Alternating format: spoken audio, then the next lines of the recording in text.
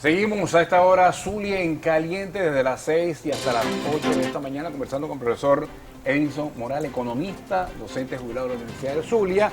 Y bueno, Madeleine leyó mensaje de texto de la señora María Torrealba, y esa pregunta de la señora María, déjeme decirle, señora María, generó todo un debate, una inquietud. Todo un debate. Aquí, nuestro productor Pino dijo, yo también quiero saber. Y cuando le dijeron la cantidad hizo, lejísimo, bueno.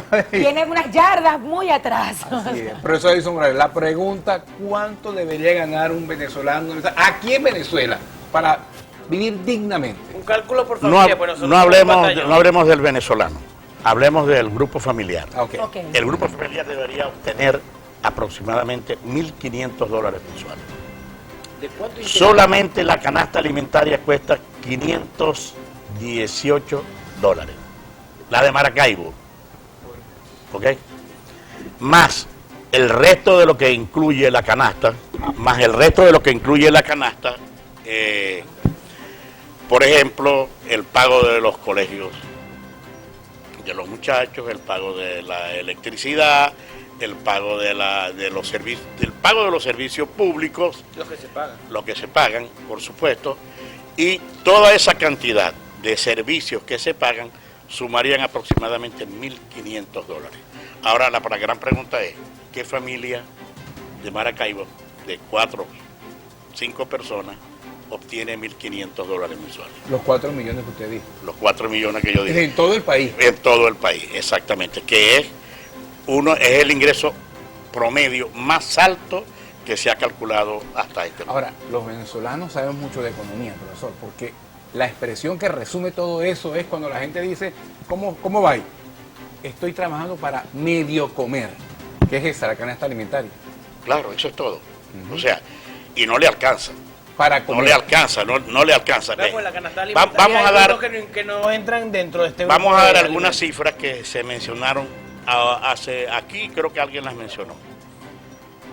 7% de mayores de 18 años en Venezuela suman $350 mensuales, solamente el 7%. Y ese 7% suma 1,5 millones de personas. 11 millones de venezolanos perciben salarios entre 5 y $10 mensuales. Ese es el salario de supervivencia. ¿Cuánto es el salario mínimo de los pensionados en este momento? $5. Entonces, esos son los 5 millones, de los otros 5 millones. Exactamente, ¿no? Además, aparece la brecha de género, que es importante en estas cifras que yo quiero dar. 58% de los 11 millones que hemos mencionado son mujeres, pero el 25% de los hombres ganan el 20% más que las mujeres, y las mujeres solamente superan un 15% esa cifra. Pero también hay una cifra interesante que es importante, y ya voy a decir quién lo hizo. 430.000 personas ganan más de $550 y eso solamente representa el 2%. Lo hizo un instituto que se llama Centro de Estudios Equilibrium. ¿Sí? Y ese centro de estudios ratificó que la mayor parte de los venezolanos están en lo que llamamos aquí modo supervivencia. Y cuando hablamos de modo supervivencia, bueno, ya nos podemos imaginar Brincando, todo lo que debe hacer un Ahora, ciudadano para poder profesor comer. Edison Morales, Chevron, vamos a hablar de Chevron, vamos a hablar de petróleo. Chevron se autorizó a la venta de petróleo, ha aumentado la producción petrolera, aunque aquí en el lago están pidiendo dragar para poder producir más, sacar más petróleo. ¿Eso no ha impactado en la economía del Claro país? que ha impactado. Sin la ayuda de Chevron estuviéramos no en modo supervivencia, sino en modo entierro. O sea, Uno se ríe. tuviéramos porque no, es que, pero está bien, es que estamos riendo para no llorar. Para no Para llorar. Así es. O sea, lo de Chevron fue fundamental. Es fundamental y fundamental. sigue siendo fundamental para Venezuela. la producción de Chevron. Ellos piden el dragado, pero la administración de Nicolás Maduro dicen que no tienen el dinero para dragar el Claro, el dragado, el lago de porque Maracaibo. el lago genera un dique natural del lago con el mar. Claro, con la corriente. No, pero es que en pero el Chevron dragado ellos es allá estaban- afuera, es en la salida del lago de Maracaibo hacia el Mar Caribe. Madrid. En Chevron ellos estaban solicitándole a PDVSA que se hiciese el dragado por la sedimentación y la alta contaminación. Ellos realizaron el estudio, de hecho, Bloomberg reflejó esa situación, ellos pagaron el estudio y una vez ya dado el diagnóstico le solicitaban a PDVSA realizar esos trabajos para ellos poder subir la producción de petróleo que evidentemente estaría entonces beneficiando en torno a aumentar la cantidad de barriles. Pero PDVSA le indicó, no hay recursos, no hay dinero. No hay plata. Todo Claro. debido a la corrupción de Tarek. Los recursos, Entonces, los recursos se los llevaron, ya ustedes saben, están metidos en los 70.000 millones de dólares que yo mencioné. Las sanciones, es decir, vamos a entrar economía política. Es posible, porque pareciera que veníamos en un proceso de que iban a ir disminuyendo las sanciones, pero eso se estancó. ¿Usted qué cree? ¿Cuál es su opinión? ¿Cuál es su perspectiva para los próximos meses? Bueno, mi opinión personal es que tienen que estar estancadas, porque el presidente de la República no responde a los llamados, por ejemplo, volver a la mesa en México. No hay nadie. Y el criterio, no solo del presidente, sino de Jorge Rodríguez y de Delcy Rodríguez, es que no se vuelve a la mesa si no sacan de la cárcel de Estados Unidos a Assad. Entonces, imagínense ustedes, eso se llama juego trancado. Es un juego trancado prácticamente. Lo de Petro no ha servido. La convocatoria que hizo Gustavo Petro, el presidente de Colombia. No, eso quedó, quedó como decir una demostración de, yo diría que Petro querer ayudar, pues, por la afinidad que tienen los dos presidentes, pero simplemente Bueno, eso quedó, como decimos aquí los maracuchos, en el papel. Y quedó la los resultados. la afinidad política, pero los empresarios colombianos necesitan de ese comercio Por fronterizo supuesto, claro que sí, la afinidad política y económica. y económica. Claro, porque ellos al abrirse completamente Claro. las fronteras, al comenzar entonces ese movimiento, se benefician son los comerciantes colombianos, los venezolanos no. No. Incluso Fede Fede Cámara y Cámara de Comercio ellos han dicho esa... Ese es el intercambio más desigual que ustedes puedan imaginarse. Y lo que llaman balanza de pago. No, es el intercambio comercial, el intercambio de los productos que vienen de Colombia hacia Venezuela y de Venezuela hacia Colombia. Si nosotros, para ponerles una idea, pues, si nosotros estamos en disponibilidad de exportarle a Colombia, supónganse ustedes 8 o 10 productos, y Colombia tiene miles de productos Claro, que nos llegan a nosotros. Hay por allí una resolución que se está mejorando, que es la famosa resolución 28, ¿no? Para ver si Venezuela puede aumentar las exportaciones a Colombia y reducir ese desbalance, esa desigualdad que hay en el intercambio. Y por eso, pero además de eso, ustedes tienen que medir que aquí en la frontera, que creo que son 2.000 kilómetros de frontera, 2.200. no hay control para la traída de productos colombianos, una gran cantidad es contrabando. Sí, nosotros podemos ir por lo menos a los mercados de la curva de Molina, así en las calles que están en las inmediaciones podemos ver la cantidad de camiones bajando mercancía que viene de Colombia sin ningún tipo de control. Ni control aduanero ni control sanitario. no hay nada, eso no tiene ningún control. Pero la gasolina ahora es al revés. Ahora es al revés. Ahora es de allá para acá. Ahora es de allá para acá. Claro, lógicamente. Y es de por los mejor problemas de calidad. gasolina, Es lo por que supuesto. entiendo, ¿no? Lo que yo conozco de eso es que la gasolina colombiana, primero, es de alta pureza y es autolimpiante. No se me hubiera quemado el carrito mío. Lamentablemente, profesor. Lamentablemente, ¿no? Sí. Dentro de esa... Él está dentro de la cifra, ¿no? lista, ¿ah? Sí, de sí. las personas afectadas por la Tremendo mala calidad de la susto. gasolina. ¿Qué Sí, señor. pasó? ¿Cómo no? Bueno, entonces, lo que hay que mejorar es eso, pues, ese intercambio desigual que hay entre las exportaciones colombianas a Venezuela y las exportaciones nuestras. ¿Y hay hacia capacidad Colombia. para ello en el país? Con un aparato productivo desmembrado, desmantelado, sin incentivo. Bueno, miren, vean, si la demanda se estimula, yo estoy seguro que los los industriales venezolanos le van a echar pichón a eso. Entonces, van a buscar invertir para producir, para exportar. Pero yo estoy pensando en la zona industrial de Maracaibo, uno pasa por ahí, es un pueblo fantasma. Eso es un pueblo fantasma. Incluso con el tema eléctrico, el presidente de Cámara dijo en estos días que si ellos encendían el parque industrial, quedábamos sin electricidad todo el país. No había electricidad No, para no todo habría el parque, electricidad. parque industrial. O sea, le quitarían prácticamente parte de la electricidad. De eso en este momento no se puede hablar. No se puede hablar porque ya Corpoelec dijo que hay tantas fallas en la producción de electricidad que por eso se están dando esos bajones, esos recortes que estamos sufriendo, que ustedes sufrieron anoche Racionamiento. y antenoche, racionamiento, porque es imposible en al menos 5 meses solucionar el problema de la electricidad para Maracaibo. Eso quiere decir que ya el racionamiento no va a ser por 2 meses, sino en al menos 5 meses. Sí, señor.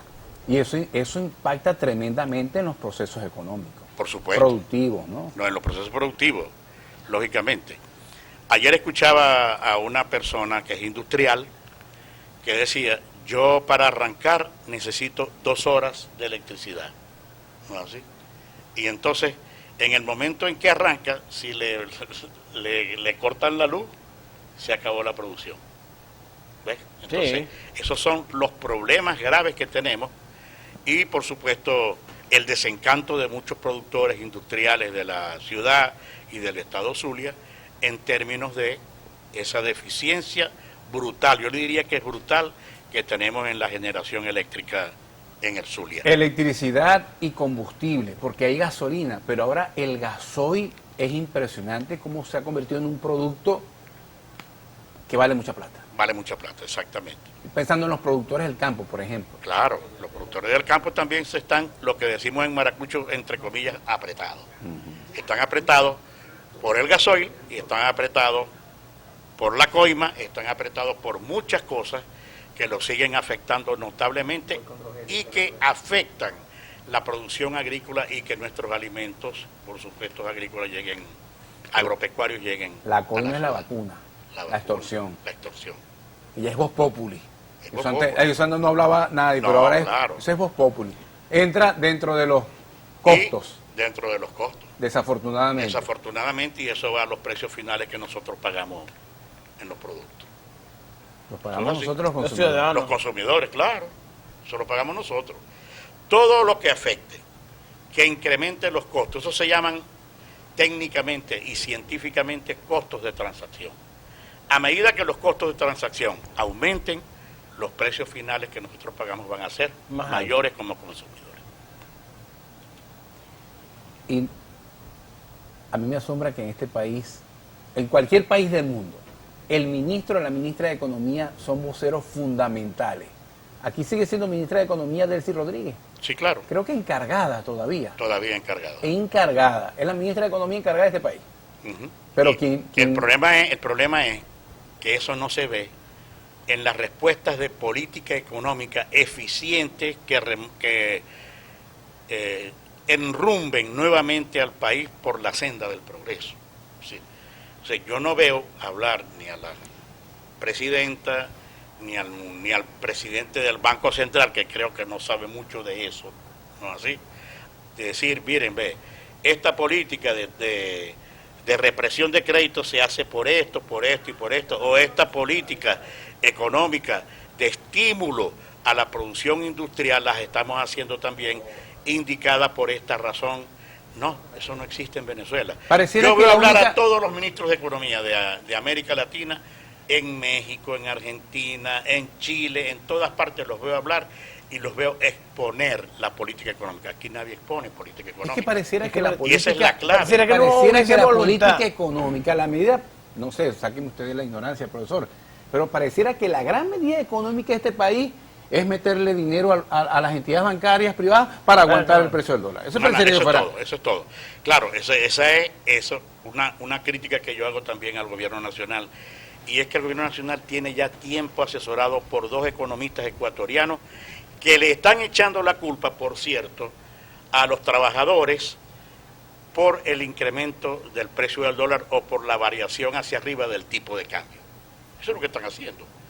Ajá, entonces, ¿qué dicen? Entonces esa es la gran política económica del país. Claro, porque fíjate, esto es importante que se diga. Estos dos ecuatorianos le están diciendo al presidente Maduro, mire, si usted aumenta salario, los tipos se van a voltear y van a comprar dólares, va a aumentar el tipo de cambio y la inflación va a ser mayor. Bueno, esa es la o sea teoría que que los yo he leído. trabajadores son los culpables de que haya inflación en Venezuela. Imagínate tú dónde estamos parados desde el punto de vista de la ciencia. Eso es económica. falso. Falso totalmente. Eso no es teoría económica. No, no es teoría económica. Es que lo falso es que los trabajadores no son culpables de lo que está ocurriendo con la inflación en Venezuela. Los trabajadores más bien pasan a ser víctimas. En definitiva, les voy a decir otra cosa. Aquí está ocurriendo eso contra el Bolívar por la pérdida de confianza que generó estos 23 o 24 años de los dos últimos gobiernos en Venezuela. Expropiaciones, ataques al sector empresarial. Ataques al sector expropiaciones fundamentalmente. Yo, fíjate, Y cuando se dieron cuenta que las expropiaciones fue un grave error, ya no había el remedio. Ya no había remedio, Cuando claro, comenzaron a claro. regresar las propiedades. Porque estaba entregarle todo el 25.000 sector destruido. hectáreas a los yucpas, por ejemplo, Déjame preguntar. ¿no? Y llegaron los yucpas y se comieron todas las vacas. Y se acabó. ¿Dónde están las hectáreas? ¿Para qué sirven las hectáreas en este momento? Si no, hay y producción. estoy pensando en las centrales azucareras. En este país habían centrales azucareras Por todas productivas partes. y no hay azúcar. No, pero es que la destrucción es tal que hasta PDVSA quedó destruida. Una destrucción cuasi total de la estructura económica de Venezuela. ¿Qué se puede hacer para la recuperación de toda la estructura económica que ha sido destruida por la desinversión? Siempre me hacen esa pregunta. Yo creo que tenemos que esperar salir de este gobierno para que nosotros podamos mejorar la situación. Lo demás son parches, ¿sí? Son curitas que le estamos poniendo a la actividad económica para avanzar, pero mientras no haya confianza en el Bolívar y no haya confianza en un gobierno que ha volteado la tortilla a favor de sus propios intereses, no vamos a avanzar. Bueno, Bien. son las 7:34 minutos de esta mañana, Edwin. Vamos entonces a darle el pase o el mando ahora a nuestra compañera Madeline Palmar, quien nos va a leer la participación de la ciudadanía. Así es. Varios mensajes de texto llegan a través del número telefónico que usted verá en pantalla, recordando que también nos puede ver a través de la www.canal11delzulia.com. Algunos televidentes han indicado que no nos estamos viendo por la señal de intercable, ya eso es directamente con la cablera. También reportan sintonía desde el municipio de San Francisco, deseándonos felicidades. Y una pregunta para nuestro entrevistado. ¿Usted asegura que el ingreso de un venezolano debe ser de $1.500, el núcleo familiar? Aclaramos eso, profesor, ¿cierto? El núcleo familiar debería ser de $1.500. Ahora, ella se pregunta, si bajando la inflación, ¿sería necesario tener también este sueldo o podemos mantener con el que estamos? Es decir, si esto mejora económicamente, pudiésemos entonces tener algún tipo de respiro con los sueldos actuales. Y otra de las preguntas que nos hacían, bueno, no es una pregunta, más bien es una participación, para llegar a pasar por un proceso económico debemos definitivamente tener cambios políticos. No creo que exista una mejoría en la economía si seguimos con este sistema político que actualmente tenemos. Al regreso de la pausa, el profesor estará entonces respondiendo a estas inquietudes y nosotros venimos con más de Zulia en Caliente.